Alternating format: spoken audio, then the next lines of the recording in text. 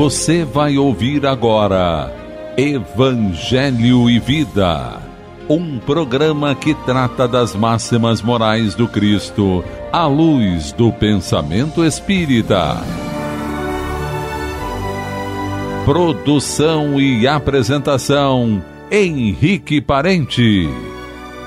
Amigo ouvinte, que alegria estar novamente com todos vocês aí curtindo o programa Evangelho e Vida, através do radinho de pilha, do rádio de casa, da Alexa, pela internet, pelo aplicativo da Rádio Rio de Janeiro Oficial, ou seja, várias opções entrando em sintonia aqui com os programas da Rádio Rio de Janeiro, que são tão importantes para todos nós.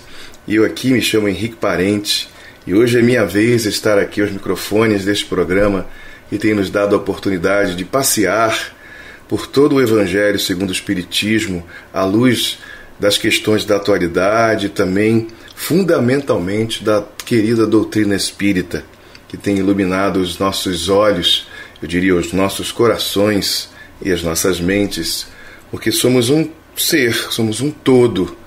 O ser é aquele que não se divide, ou melhor falando, nesse mundo Jung, o ser, o indivíduo é aquele que não se divide, e o ser é aquele que tem potencialidade criadora. Então, partir de perspectivas onde a gente busca a compreensão da vida, a relação do homem consigo mesmo, com todas as coisas que existem nesse mundo, a gente vai construindo aí uma pessoa mais madura, que consegue olhar a vida do jeito que ela é e tentar, com esforço próprio, transformar a vida numa situação melhor, em algo melhor, e principalmente não somente para si, mas para todas as outras pessoas. Um dia vamos ter sim aquele mundo idealizado, sonhado, o mundo de regeneração na nomenclatura espírita, aquele mundo onde os mansos herdarão, como diz Jesus, em relação à terra, fazendo referência a um futuro, mas isso é fruto de muito trabalho, muito esforço, muita mudança e transformação, de reaproveitamento de muitas coisas. E por isso eu agradeço estar aqui, pela oportunidade de estar aqui com todos vocês, para passearmos aqui pelo Evangelho segundo o Espiritismo, na parte que me cabe no dia de hoje. E hoje é o primeiro programa que eu faço deste ano de 2024, que iniciou aí em março, no mês de março, hoje iniciando abril, e eu estou aqui com vocês para mais um ano de grandes oportunidades de estarmos juntos, pensando de uma forma diferente, porque os ensinamentos de Jesus nos proporcionam isso. A gente se envolve pela vida, pelas questões, pelas circunstâncias, muitas vezes muito difíceis, complexas, mas a gente precisa buscar alguma coisa que nos tire dessa situação, para que a gente perceba e sinta que a vida não é só aquilo ali, não é só aquele foco ali onde passamos por amarguras e grandes dificuldades. Existem outras circunstâncias, outros momentos, e o ensinamento de Jesus, ele nos eleva quando a gente busca, através dele e através da aplicação deste ensinamento na própria vida. Não é só para admirarmos, mas para vivenciarmos. Isso cabe a nós, é a nossa parte, o nosso esforço pessoal. Como diz lá no iniciozinho do Evangelho segundo o Espiritismo, no prefácio, ali está aquela menção do Espírito da Verdade em relação a todas as pessoas poderem fazer parte desse coro, fazendo uma única voz, em uníssono, para podermos aí perceber a grandeza da vida, a grandeza do nosso Pai Criador e a grandeza desse Mestre querido que tem nos acolhido sempre, sempre. Eis que estarei convosco todos os dias, até a consumação dos ciclos.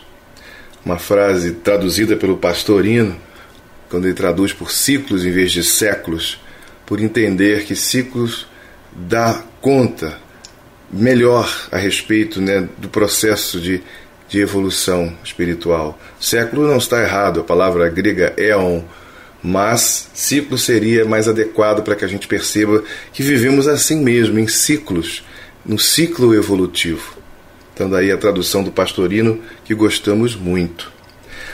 Mas, sem mais delongas, querido amigo ouvinte, para participarmos aqui desse livro, dessa obra que é o Evangelho segundo o Espiritismo, a parte que me foi dada para poder pensar e refletir junto com todos vocês é o capítulo 14, Honra a teu pai e a tua mãe. Pelo título a gente já percebe a importância disso aí. Os nossos pais, independente das circunstâncias que nós nos encontramos, que passamos, cada um tem, né, uma dificuldade imensas vezes em relação a isso, sabemos disso. Mas essa proposta que vem do plano espiritual superior, desde muito tempo atrás, traz isso para a gente, não é à toa. Os nossos pais são os nossos semelhantes, fora nós mesmos, né, mais próximos, aqueles que nos deram a oportunidade da vida. Se algumas vezes alguns deles falham na sua tarefa, que nós possamos lamentar, mas não guardar ódio. Mas eu sei que às vezes é difícil, pois cada um sabe, né, a dificuldade que passa. Mas isso não anula o significado deste princípio ético, moral, de grande valor para todos nós. E de cara que Kardec coloca no início desse texto, né, ou desse capítulo, os textos bíblicos que referendam isso aí. O primeiro é: sabes os mandamentos, não cometas adultério, não mates, não furtes, não digas falso testemunho, não cometas fraudes, honra a teu pai e a tua mãe. Marcos, Lucas e Mateus. Os 3 evangelistas falam a respeito disso aí, que faz referência aí, no caso de Jesus, né, fazendo referência aos 10 mandamentos. E Kardec coloca um outro texto, e aí especificamente lá dos 10 mandamentos, no livro do Êxodo, o capítulo 20, versículo 12. Honra a teu pai e a tua mãe, para teres uma dilatada vida sobre a terra que o Senhor teu Deus te dará. E aí a gente percebe, como dizia há pouco, a importância dessa questão. Do quanto ou quão importante é a relação entre as pessoas. E como a gente vai construir um valor, um sentimento superior em relação às pessoas e à vida, se guardarmos ódio, rancor a essas pessoas tão importantes como os nossos pais. Como disse há pouco, mesmo que muitas vezes ou algumas vezes eles errem, negligenciem em relação à pessoa, né? ao filho que vem ao mundo. Sabemos que são muitas as circunstâncias, mas a vida é o ponto, é a grande terapia, é o grande ponto de desenvolvimento humano. É que através dela é que a gente vai realizar-se como ser, e a gente necessita vir para o mundo com o auxílio de pessoas, e essas pessoas são os nossos pais. Kardec começa nesse capítulo falando disso aí, né? Ou seja, ele diz que é uma consequência honrar a pai e mãe da lei geral da caridade e do amor ao próximo, porque não se pode amar o próximo sem amar aos pais. Mas o imperativo honra, diz Kardec, implica um dever a mais para com eles, o da piedade filial. Deus quis demonstrar assim que o amor é necessário, que ao amor é necessário juntar o respeito, a estima, a obediência e a condescendência, o que implica a obrigação de cumprir para com eles, de maneira ainda mais rigorosa, tudo o que a caridade determina em relação ao próximo. Olha só a gravidade disso aí, né? E aí a gente percebe porque desde muito tempo as figuras paternas, elas nos dão, né, foram colocadas como um ponto fundamental, como uma pedra angular, simbolicamente falando, para as nossas questões da relação com os nossos semelhantes. É aí que começa o ponto de construção de amor a todos aqueles que estão comungando conosco a vida como um todo. E a gente fala em amar o semelhante, amar todas as pessoas. E uma coisa que os discípulos adotaram e ensinaram em todo o processo, né, de divulgação doutrinária lá do primeiro século, eu falo dos discípulos mesmo de Jesus, Pedro, João, Tiago, que foram a divulgação dessa questão. Primeiro, da paternidade divina, coisa que Jesus trouxe para nós. Segundo, a necessidade da fraternidade humana, porque todos somos irmãos. Isso foi a base do ensinamento cristão lá em seus primórdios. Isso, Leon Denis ensina isso muito bem no livro Cristianismo e Espiritismo. Vale a pena a gente buscar as páginas e ler autores como esses. Então a gente vai percebendo mais do que nunca a importância da gratidão aos nossos pais e às nossas condutas em relação a eles em todas as circunstâncias da vida. Eu optei em falar, apesar de ter iniciado ali logo nas primeiras páginas, né, desse capítulo 14, Honra teu pai e tua mãe, mas especificamente eu gostaria de ler e comentar um pouco sobre um outro ponto desse mesmo capítulo, que é o item 8, que fala sobre o parentesco corporal e espiritual. Algumas traduções em parentela corporal e espiritual. Os laços de sangue não estabelecem necessariamente os laços espirituais, diz Allan Kardec.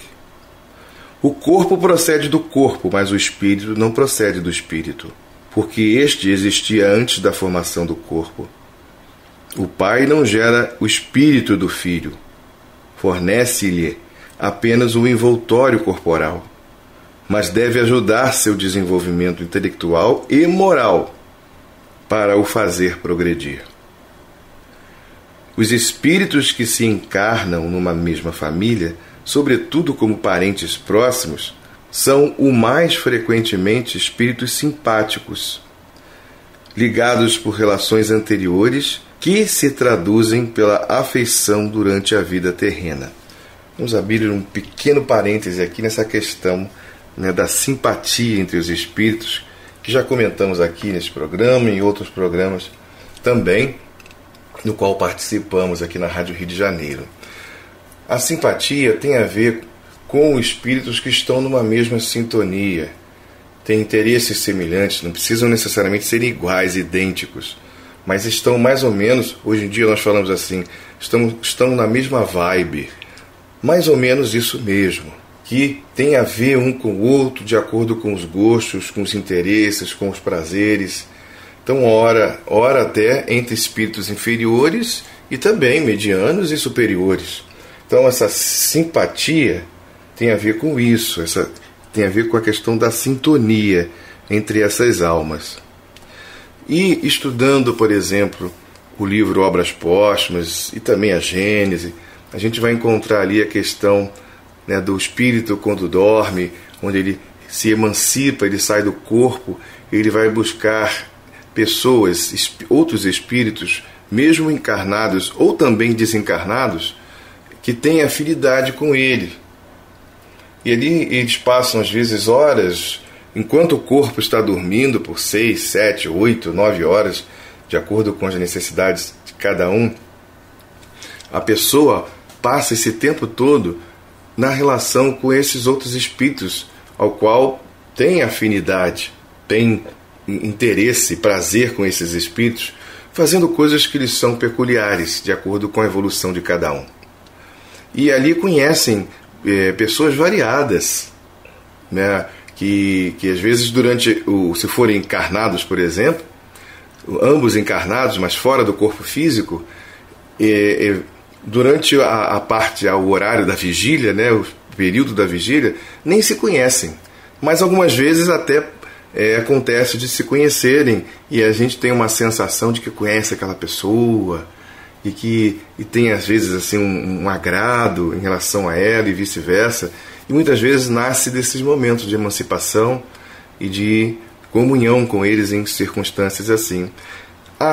Dessa forma nós vamos construindo um afeto, parentes, que muitas vezes quando encarnam não como consanguíneos, mas como parentes mesmo, ou melhor falando, não como parentes consanguíneos, mas como pessoas amigas. E a gente às vezes tem um apreço muito maior por aqueles que são até nossos parentes consanguíneos. O texto vai dar conta disso aí, só queria fazer esse início, né, e trazer isso para o amigo ouvinte refletir. Então, continuando aqui. Os espíritos que se encarnam numa mesma família, sobretudo com parentes próximos, são os mais frequentemente espíritos simpáticos. Eu já li, estou relendo para dar continuidade. Ligados por relações anteriores que se traduzem pela afeição durante a vida terrena. Mas pode ainda acontecer que esses espíritos sejam completamente estranhos uns para com os outros, separados por antipatias igualmente anteriores, que se traduzem também por seu antagonismo na Terra, a fim de lhe servir de prova. E aí a gente, lembrando do que eu acabei de falar, eu valorizei mais a questão de estar juntos, próximos, e estabelecer uma sintonia por conta disso aí. Então são espíritos simpáticos, mas existe o oposto também, onde nasce ali o oposto da simpatia, né? E a coisa, né, acontece aí de acordo com o texto aqui que diz para nós a respeito disso aí, né? Os verdadeiros laços de família não são, portanto, os da consanguinidade, mas os da simpatia e da comunhão de pensamentos, que unem os espíritos antes, durante e após a encarnação, donde se segue que dois seres nascidos de pais diferentes podem ser mais irmãos pelo espírito do que se o fossem pelo sangue. Verdade, muito verdade isso. Podem, pois, atrair-se, procurar-se e tornar-se amigos, enquanto dois irmãos consanguíneos podem repelir-se, como vemos todos os dias. Problema moral que só o Espiritismo podia resolver pela pluralidade das existências. E aí a gente percebe a importância desse nomezinho, né? Pluralidade das existências, ou seja, a reencarnação, as muitas vidas. Porque espíritos que são antagonistas, eles não podem permanecer pela eternidade nesse estado. É preciso estabelecer entre eles um equilíbrio para que nasça depois, assim que possível, um afeto, para que nasça entre eles, se desenvolva entre eles amor. Porque estamos num processo evolutivo rumo a um estado superior, ao que a gente chama de céu.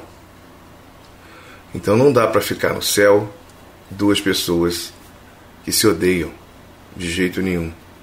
Não dá para ficar num estado superior de vida dois espíritos que não se amam. Não vai ser estado superior, não vai ser céu, de jeito nenhum. Então a coerência nos faz perceber que é preciso que alguma coisa aconteça. E aí sim vem a encarnação, o esquecimento na vigília, temporário, né? Do afeto ao contrário entre duas pessoas ou mais, para que elas, na convivência e pela força que os laços consanguíneos proporcionam para muitos na nossa condição aqui no planeta, aos poucos possam construir esse amor, para dar tempo para que isso seja percebido, para que a gente olhe para aquela pessoa e veja nela qualidades, vice-versa também, para que ali se estabeleça essa relação. E a gente percebe como é importante estarmos juntos. Isso nos remete título desse capítulo, honrar a pai e mãe e aprender a amar essas pessoas de maneira profunda, pela importância que elas têm em nossas existências. Há, portanto, diz Kardec, duas espécies de famílias: as famílias por laços espirituais e as famílias por laços corporais. As primeiras, duradouras, fortificam-se pela purificação e se perpetuam no mundo dos espíritos, através das diversas migrações da alma. As segundas, frágeis como a própria matéria, extinguem-se com o tempo e quase sempre se dissolvem moralmente desde a vida dual. Como isso acontece, né, querido amigo ouvinte? Foi o que Jesus quis fazer compreender, dizendo aos discípulos: eis minha mãe e meus irmãos, ou seja, a minha mãe, a minha família, pelos laços espirituais, pois quem quer que faça a vontade. Foi o que Jesus quis fazer compreender, dizendo aos discípulos: eis a minha mãe e os meus irmãos, ou seja, a minha família pelos laços espirituais, pois quem quer que faça a vontade de meu Pai, que está nos céus, é meu irmão, minha irmã e minha mãe. Aqui Kardec faz menção àquela passagem em que os irmãos de Jesus, e eram irmãos mesmos de sangue, não eram, irmãos de consideração, nada disso. E a mãe de Jesus, Maria, que foram até onde Jesus estava, e provavelmente os irmãos, mais do que a mãe, eles eram interessados em que Jesus parasse de fazer aquelas coisas, porque colocaria todos ali numa situação complicada. Eles não acreditavam muito no irmão. Isso também é textual, né? O João Evangelista fala disso também. Não lhe davam crédito, diziam que ele era louco. Então Maria foi junto, mas o que motivava Maria, que diz o próprio Kardec num outro momento, provavelmente era o sentimento materno, a preocupação com o filho. E aí eles chegam até esse lugar onde Jesus estava lá com outras tantas pessoas, falando a respeito, né, do que ele veio fazer, do trabalho que ele veio realizar no mundo para nos despertar. E aí alguém disse para Jesus: olha, tua mãe e os teus irmãos estão lá fora. E aí ele disse: quem é minha mãe e quem são os meus irmãos? Se a gente ficar no literal, vai achar que ele está fazendo pouco, né? Que eles não são isso, não são aquilo, mas não é nada disso. Jesus demonstra o contrário completamente durante toda a sua vida, e principalmente no alto da cruz, onde ele diz: mulher, eis aí o teu filho, indicando João, o evangelista, né? Pedindo que ela olhe para ele e juntos façam um trabalho.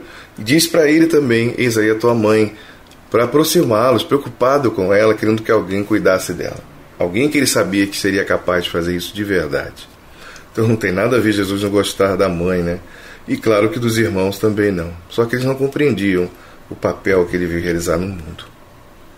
A hostilidade, continua Kardec, de seus irmãos está claramente expressa no relato de São Marcos, desde que, segundo este, eles se propunham a apoderar-se dele, sob o pretexto de que perderam o juízo, como eu comentei ainda há pouco. E conhecendo o sentimento deles a seu respeito, era natural que dissesse, referindo-se aos discípulos em sentido espiritual: eis os meus verdadeiros irmãos. Sua mãe os acompanhava e Jesus generalizou o ensino, o que absolutamente não implica que ele pretendesse que a sua mãe, segundo o sangue, nada lhe fosse segundo o espírito, só merecendo a sua indiferença. Sua conduta, em outras circunstâncias, provou suficientemente o contrário, como havia comentado há pouco. Daí a gente vê, querido amigo ouvinte, a importância da relação entre as pessoas. E isso começa dentro de casa, principalmente com a figura dos nossos pais. Não é à toa que foi dito desde lá do Decálogo: honra a teu pai e a tua mãe. Muita paz a todos e até a próxima, se assim Deus nos permitir. A Rádio Rio de Janeiro apresentou o programa Evangelho e Vida.